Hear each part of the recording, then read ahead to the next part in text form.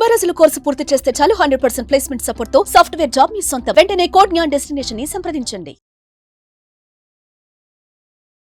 నమస్కారం గురుగారు. నమస్తే అమ్మా. మహాశివరాత్రి రోజు ప్రతి ఒక్క భక్తుడు కూడా ఆ శివుణ్ణి ఏ రకంగా ప్రసన్నం చేసుకోవాలని ఆలోచిస్తూ ఉంటారు. ఏ రకంగా మనము శివుణ్ణి ఆరాధిస్తే శివుడు ప్రసన్నమయ్యే ఛాన్సెస్ ఉన్నాయంటారు గురుగారు? ముఖ్యంగా ఎవరైనా సరే అమ్మా, శాస్త్రపరంగా ఇలానే స్వామిని పూజించాలి, ఇలానే స్వామిని అర్చించాలి అని ఎక్కడ ఉండదు. స్వామి యొక్క అనుగ్రహం మనం సంపాదించాలి అనుకుంటే, ఉదాహరణకి భక్తి ఎప్పుడు కూడా 9 మార్గాలుగా మనకి శాస్త్రం చెబుతుంది. శ్రవణము, కీర్తనము, స్మరణము, పాదసేవనము, అర్చనము, వందనము, దాస్యము, సఖ్యము, ఆత్మనివేదనము.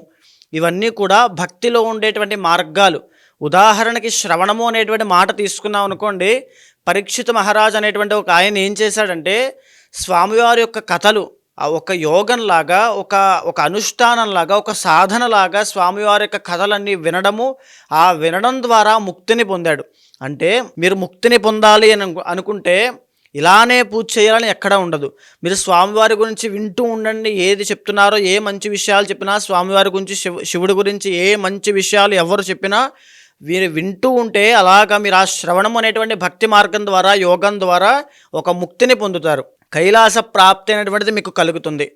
అదేవిధంగా కీర్తనము అంటే నారద మహర్షి మీరు ఎగ్జాంపుల్గా తీసుకోండి. ముల్లోకాలకి నారాయణ మంత్రాన్ని కీర్తిస్తూ స్వామివారు ఏ పని చేసినా ఓం నమో నారాయణాయ అంటూనే చేస్తూనే ఉంటారు. అలాగా అంటే మీరు ఇలానే పూజ చేయాలని ఎక్కడా ఉండదు. కీర్తనము అనేటువంటి మార్గాన్ని మీరు ఎంచుకున్నారనుకోండి, స్వామివారి శివమంత్రాన్ని నమశివాయ నమశివాయ హరహర మహాదేవ శంభో శంకర అనుకుంటూ స్వామివారిని కీర్తిస్తూ 10 మందికి స్వామివారి గొప్పతనాన్ని చెబుతూ, ఎవరైతే తెలుసుకోలేని వాళ్ళు ఉంటారో, తెలియని వాళ్ళు ఉంటారో, లేకపోతే తెలిసి కూడా అజ్ఞానంతో ప్రవర్తిస్తూ ఉంటారో వాళ్ళందరినీ మార్చండి, భక్తులను తయారు చేయండి. అది కూడా ఒక కీర్తనం అనేటువంటి మార్గంలోకి వస్తుంది. అలా చేయడం వల్ల మీరు కూడా ముక్తిని పొందుతారు. మీరు ఏ మార్గాన్ని ఎంచుకుంటారనేటువంటి మీ చేతుల్లో ఉంటుంది. అదేవిధంగా స్మరణము, స్వామివారిని స్మరించడం, నిరంతరము ఆయన స్మరణలోనే ఉండడం. ఎగ్జాంపుల్ మీరు భక్త ప్రహ్లాదుని తీసుకోండి. సొంత తండ్రి అయినటువంటి హిరణ్యకశిపుడు ఎన్ని కష్టాలు పెట్టినా, ఎన్నిసార్లు చంపాలని చూసినా భక్త ప్రహ్లాదుడు ఏమాత్రము లొంగలేదు, ఎక్కడా కూడా ఆపలేదు. కేవలం తండ్రి అయినటువంటి హిరణ్యకశిపుడు ఒక్క మాటే అన్నాడు, నువ్వు ఆ హరినామస్మరణ మానేయి, నీకు ముల్లోకాలకి ఆధిపత్యం ఇచ్చేటువంటి మహారాజుగా నేను కూర్చోబెడతానని చెప్పాడు. అంటే ఎన్ని మాయలు, ఎన్ని ప్రలోభాలు వచ్చినప్పటికీ కూడా స్వామివారి యొక్క స్మరణ భక్త ప్రహ్లాదుడు మానలేదు. కాబట్టి ఉగ్ర నరసింహస్వామిగా వచ్చి ఆయన్ని కాపాడాడు. అంటే మీరు ఎక్కడ ఉన్నా, ఎలా ఉన్నా, ఏ పరిస్థితుల్లో ఉన్నా, సుఖంలో ఉన్నా, కష్టంలో ఉన్నా, దుఃఖంలో ఉన్నా, మీ చుట్టూ 100 మంది ఉన్నా, 100 మంది ప్రలోభ పెడుతూ ఉన్నా, మీ స్మరణ, మీ భక్తి మానసికంగా మీ యొక్క తపన రూపంలో తపస్సుగా జరుగుతూనే ఉండాలి. ఎప్పుడైతే అలా జరుగుతుందో ఖచ్చితంగా మీరు ముక్తిని పొందుతారు. అదేవిధంగా పాదసేవనము.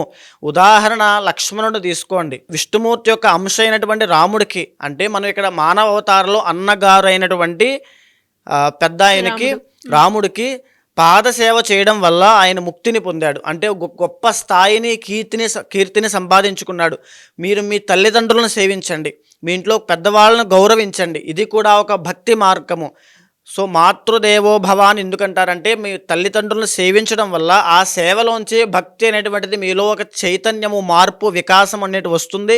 అది మిమ్మల్ని ముక్తికి దారి చూపిస్తుంది. అదేవిధంగా అర్చనము అంటే మనం చేసేటువంటి పూజలన్నీ కూడా, సో ఏంటంటే ఏ పూజ అయినప్పటికీ కూడా మనం ఒక అర్చన అనేటువంటి చేస్తున్నాం అనుకోండి, అభీష్టాలు సిద్ధించడం కోసం చేసేది అర్చన. పూజ అనేటువంటిది పూర్వజన్మ వాసనలను తొలగించేటువంటిది పూజ. ఇలాగా మీకు ఏ కోరిక ఉన్నా, ఏ సమస్య ఉన్నా, ఎలాంటి దోషం ఉన్నా, నాకు ఇది కావాలి అనిపిస్తున్నా వీళ్ళని అడుక్కోవాల్సిన పని లేదు. డైరెక్ట్గా స్వామివారికి ఒక అర్చన, ఒక పూజ, ఒక సంకల్పము, ఒక ఇష్టి అలా పెట్టుకుని చేయగలిగితే ఖచ్చితంగా ప్రతీది కూడా నెరవేరుతుంది. ఎలాంటి కోరికైనా స్వామివారే ఇస్తారు తప్ప మనం వీళ్ళని బ్రతిమాలుకోవాల్సిన పని లేదు. అది అర్చనము. అర్చనం ద్వారా పృథు మహారాజు అనేటువంటి ఒక ఆయన ఎన్నో రకాల ఐశ్వర్యాలు పొందాడు, చివరికి ముక్తిని పొందాడు. ఈ అర్చనం అనేటువంటిది కూడా ఒక భక్తి మార్గము. వందనము. నిరంతరము స్వామివారికి దండం పెట్టుకుంటూ వందనం చేయడం వల్ల ఎంతో గొప్పదైనటువంటి కీర్తిని, గొప్పదైనటువంటి స్థాయిని, గొప్ప మార్పులని మనలో మనమే చూస్తాం ఒక గొప్ప చైతన్యాన్ని. ఎప్పుడైతే చేతులైతే దండం పెడతామో మనలో ఉండేటువంటి అహంకారం నశించిపోతుందండి. మీరు గమనించండి, అందుకే వందనం అనేటువంటిది, ఈ యొక్క నమస్కారం అనేటువంటిది మన భారతీయ చిహ్నంగా మారింది. ఎప్పుడైతే మనం భగవంతుడికి వందనం చేస్తూ ఉంటామో, నిరంతరము దండం పెట్టుకుంటూ ఉంటామో, ఎక్కడ కనిపించినా మనం దండం పెట్టుకుంటామో, అది కూడా ఒక ముక్తికి తీసుకెళ్తుంది. ఒక భక్తుడు ఇలానే ఉంటాడు అని చెప్పి ఎక్కడా ఉండదండి. కాళిదాసు ఒక భక్తుడు అవ్వచ్చు, రామదాసు ఇంకొక భక్తుడు అవ్వచ్చు. ఆయన ఎంచుకున్న మార్గం వేరు, ఈయన ఎంచుకున్నటువంటి మార్గం వేరు. అదేవిధంగా దాస్యము అంటే ఉదాహరణకి సేవ చేయడం అని అర్థం అండి. అంటే మీకు ఎలాంటి డబ్బులు మీ దగ్గర లేవనుకోండి, స్వామివారికి పూజ చేయడానికి డబ్బుల్లో ఏమీ లేవు, ఏదో గుడికి వెళ్ళారు, స్వామివారికి ఏదో గుడి వెళ్ళారు, అక్కడ ఏదో కాస్త తుక్కు ఉంది, బాగా లేదు, డస్ట్ ఎక్కువగా ఉంది, స్వామివారికి సేవ చేయండి, అంతా గుడి అంతా శుభ్రం చేయండి.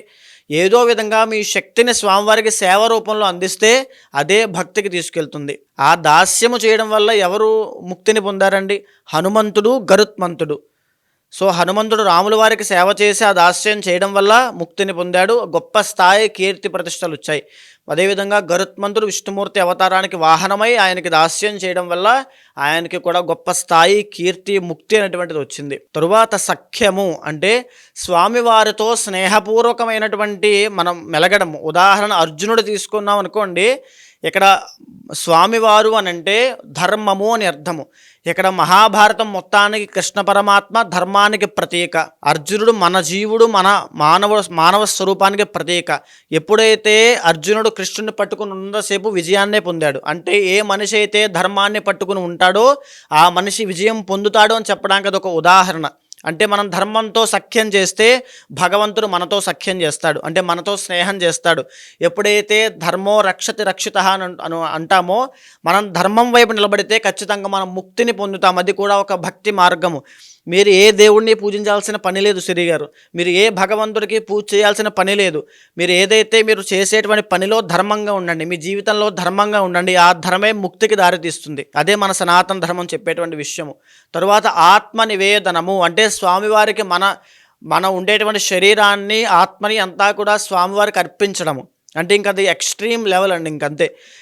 ఒక బలి చక్రవర్తి ఏదైతే చేశాడో, ఎంతోమంది యోగులు సిద్ధులు చేసేటువంటి విషయమే ఆత్మ నివేదనము. స్వామివారికి మొత్తము సమర్పించి నాదంటూ ఏమీ లేదంతా నీదేనయ్యా అని చెప్పేటువంటిదే ఆత్మ నివేదనము. ఇలాగా భక్తి 9 రకాలుగా ప్రతి ఒక్కరిలోనూ ఏదో ఒక భక్తి అనేటువంటిది మీలో ఉంటుంది.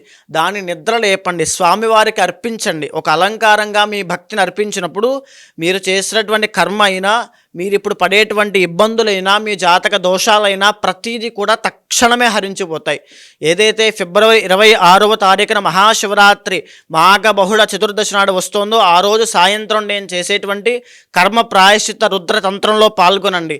ప్రతి ఒక్కరూ మీరు చేసేటువంటి మీ భక్తిపూర్వకమైన ఏదైతే మీరు చేయగలరో దాన్ని చేయండి, తరించండి. ఎవరైతే దాంట్లో పాల్గొంటారో వాళ్ళందరికీ కూడా పాప ప్రక్షాళన అనేటువంటి జరుగుతుంది. మీరు చేసిన పాప కర్మంతా ఆ రోజుతో తొలగిపోతుంది.